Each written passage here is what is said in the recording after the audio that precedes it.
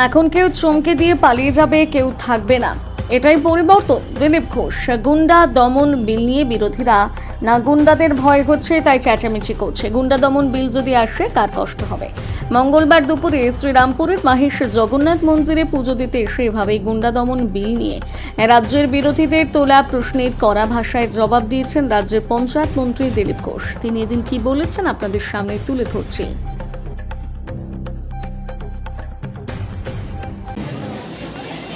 আমি এই মন্দিরে আসার সুযোগ পাইনি, কোনো দূর থেকে ভগবানকে দর্শন করেছি রথে।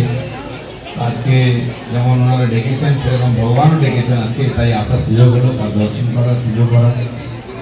630 বছরের পুরনো, কত পুরুষ চলে গেছে ভগবানের সেবা করতে করতে, আর তার গরিমা, তার নাম চারিদিকে ছড়িয়েছে।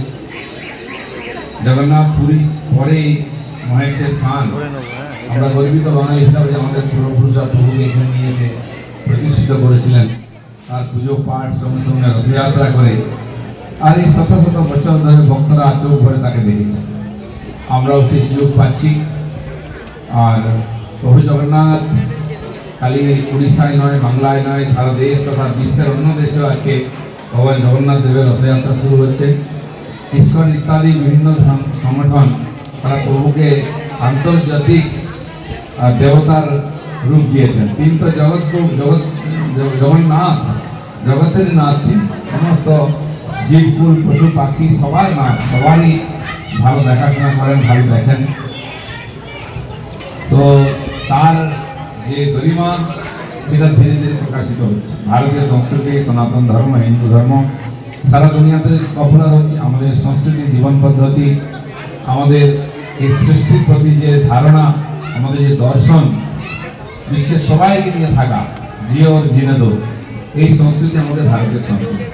সবাই সম্মানের সঙ্গে সবাই থাকুক, নিজের ধর্মকর্ম, নিজের ভাষা, সংস্কৃতি তাকে সম্মান করতে আমরা চাই। যেন আমরা পৃথিবীতে কারো উপরে কোনো কিছু চাপিয়ে দিই, ধর্ম, ভাষা, সংস্কৃতি চাপাই না। আমরা বলেছি সোনারের মানুষ ভাই, সবার উপরে মনুষ্যত্ব তাহার উপরে নয়। মানুষকে মানুষ করার কথা বলেছি। তাই আমাদের দেশের সাধু সন্তরা বিদেশে গেছে। আপনাদের জেলার ব্রাহ্মণ দাহায় এনারা যতক্ষণ বিদেশ যাননি, তার আগেই আমাদের দেশের সাধু সন্তরা নেংটি পরে, খড়ম পরে, হাতে কমণ্ডল নিয়ে গেছে। ছিন্নন্তু বিশ্বে অমৃতস্য পুত্রাহা, এরম করেছে।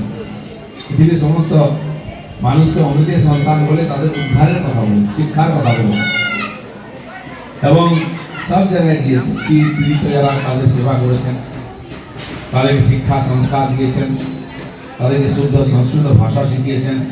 কী করে একসঙ্গে মিলেমিশে থাকতে হয়, পরস্পর সম্মান করতে হয়, সেটা শিখিয়েছেন। পৃথিবীর অন্যান্য জাতি যখন শক্তিশালী হচ্ছে, বিশ্বের উপরে তারা আক্রমণ করেছে, তলোয়ার নিয়ে, বন্দুক নিয়ে এসছে, নিজের ধর্ম সঁপে দিয়েছে, লক্ষ লক্ষ মানুষকে খুন করেছে, এক একটা দেশকে উজাড় করে দিয়েছে। আমেরিকান রেড ইন্ডিয়ানরা লক্ষ লক্ষ সংখ্যায় ছিল, তাদেরকে শেষ করে দিয়েছে। নিউজিল্যান্ডের কাছে যেসব দেশ আছে, নিউজিল্যান্ড বা এইসব দেশে অনেক আদিবাসী ছিল, তাদেরকে শেষ করে দিয়েছে। কিন্তু ভারতীয় সংস্কৃতি কখনো কাউকে শেষ করার কথা বলেনি। তাদেরকে শিক্ষিত বা সংস্কারিত করেছে, জামাকাপড় পরতে শিখিয়েছে, তাদের শিক্ষা দিয়েছে, আর বলেছে মানুষের মতো থাকো, পরস্পরকে ভালোবাসো, এক জায়গায় থাকো। এই সংস্কৃতি আমাদের পূর্বপুরুষরা নিয়ে গেছেন, আর এই সংস্কৃতি আমাদের দেবী দেবতা, মঠ মন্দিরে আমরা শিখতে পারি। আগে সমস্ত মন্দিরের সঙ্গে, মঠের সঙ্গে গুরুকুল থাকতো, টোল থাকতো, সেখানে শিক্ষার প্রচলন হতো। আর সেই গুরুকুলে একজন গুরু ইতিহাস, ভূগোল, গণিত, বিজ্ঞান সব শিখাতেন, কৃষি, যুদ্ধবিদ্যা সব শিখাতেন। আমাদের শিক্ষা ব্যবস্থা তখন থেকে। তাই জগন্নাথ মহাপ্রভু নিজে কোথাও যান না, তার পা নেই, তিনি হাত তুলে আশীর্বাদও করতে পারেন, তার হাত নেই। তো বলা হয়েছে যে এই ভগবান কি দেবে, তার তো হাত নেই আশীর্বাদ করার, তার পা নেই, কাউকে যাবেন কোথাও সে উপায় নেই, ডাকলেও যেতে পারবে না। তাই তাকে কোলে করে নিয়ে আমরা চড়িয়ে দিই রথেতে, বাচ্চার মতো করে। তো এই কলিযুগে ভগবান জগন্নাথ রূপে শ্রীকৃষ্ণ জন্মগ্রহণ করেছেন অবতারে। তো কেন কলিযুগে? তো ভগবান বলছেন, দেখুন 10 বার তো আমি এলাম, আর অনেক কিছু বললাম, রাবণকে বধ করলাম, দুর্যোধনকে বধ করলাম, শিশুপালকে বধ করলাম, আরো বিভিন্ন হিরণ্যকশিপুকে বধ করলাম বিভিন্নভাবে। পৃথিবীকে ভার মুক্ত করলাম, পাপ মুক্ত করলাম, পরিত্রাণে সাধুনাম বিনাশায় চ দুষ্কৃতম ধর্ম সংস্থাপনার্থায় সম্ভবামি যুগে যুগে। এটাও বলে গেলেন যে যখন পাপ তাপ বাড়বে, অন্যায় অত্যাচার, আমি আসবো, পাপীদের হত্যা করে ধার্মিক পুরুষ যারা সন্ত তাদেরকে রক্ষা করব, ধর্মকে রক্ষা করবো, যখন ডাকবেন আসবেন উনি বলেছেন। তো এই যুগে উনি জগন্নাথ হিসাবে হাত পা কিছু নেই। তো তারা উনি কি করছেন? ভগবান বলছেন যে আমি দেখছি। দেখছেন না কত বড় চোখ? কোন ঠাকুরের এত বড় চোখ নেই। উড়িয়াতে বলে চকা নয়নো, মানে চাকার মতো গোল গোল চোখ। হাসি মুখে পান খেয়ে বসে আছেন, দেখছেন, সব মজা নিচ্ছেন। তোমরা কি করছো? খাই দেয় আর মজা লুটি। সংসার হলো সুখের কুটি, খাই দেয় আর মজা লুটি। এরকম মানুষ জীবন কাটায় পশুর মতো। পশু আসে, জন্ম নেয়, আবার দু চারটা বাচ্চা কাচ্চা জন্ম দেয়, বাসের তলায় পড়ে মরে যায় কুকুরের মতো। মানুষের জীবন আজকাল হয়েছে ভোগ না আর ভাগ না, সারাদিন দৌড়চ্ছে, টাকা পয়সা ওটা ওটা খাওয়া দাওয়া করছে, ফট করে মরে গেল। দু চার বছর পরে ছেলে তার ছবিও রাখে না। ভগবান বলছেন না, কিছু করো সমাজের জন্য, ধর্মের জন্য, দেশের জন্য। আর তুমি করছো কিনা আমি সেটা দেখবো। কারণ প্রত্যেকবার উনি এসে করেছেন। বলে 10 বার তো আমি বললাম, একবার তো তোমরা করো। এই মনুষ্য জীবন থেকে উদ্ধার পাওয়ার জন্য যেমন সংসার পালন করতে হবে, সেটা পশুর জীবন।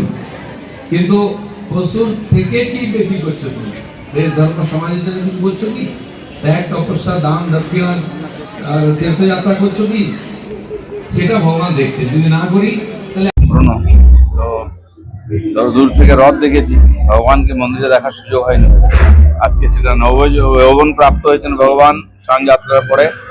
আজকে বিশেষ পুজো আর দর্শন ছিল, ওনারা বলেছিলেন আসতে, সেই সুযোগ হয়েছে আজকে ভগবানকে পাশ থেকে দেখা।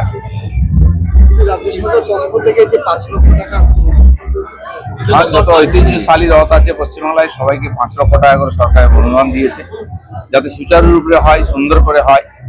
সাধারণ মানুষের দান দক্ষিণাতেই পুজো পাঠ যাত্রা সবই হয়। তো সরকারেরও কিছু দায়িত্ব আছে, এই ধরনের যারা পুরনো মন্দির ঐতিহ্যশালী উৎসব হয় সেখানে সামান্য অনুদান দিয়েছে।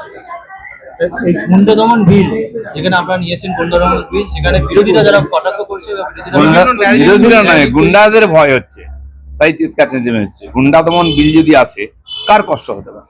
পশ্চিমবাংলায় পাড়ায় পাড়ায় আরজি করার মতো ঘটনা ঘটছে।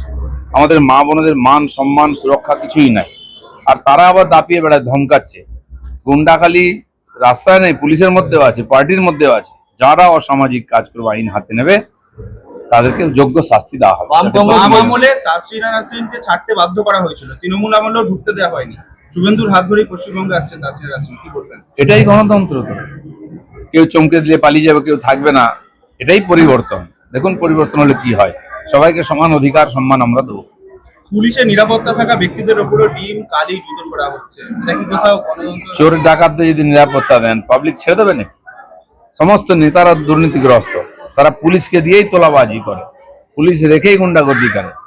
কেউ ক্ষমা করবে না, যে অপরাধ করে তাকে সাজা পেতে হবে, বাকিটা আইন করবে। सर ये जो गुंडा दमन बिल आ रहा है, इसमें बोल रहा है जो विरोधी है वो बोल रहा है जो उन लोग का दमन करने के लिए ये बिल आना है। बिहार यूपी अलग अलग जगह में गुंडा दमन बिल चालू हुआ है, कानून यहाँ भी चालू हो गया है। वहाँ क्या है, साधारण लोगों को कोई सम्मान हानि हुआ, किसी को कोई तकलीफ हुआ है क्या? आज तो जो गुंडा को पाल रहे थे वो डर रहे हैं कि क्या होगा, और उसका शुरुआत हो गया है बारुईपुर से। चलो।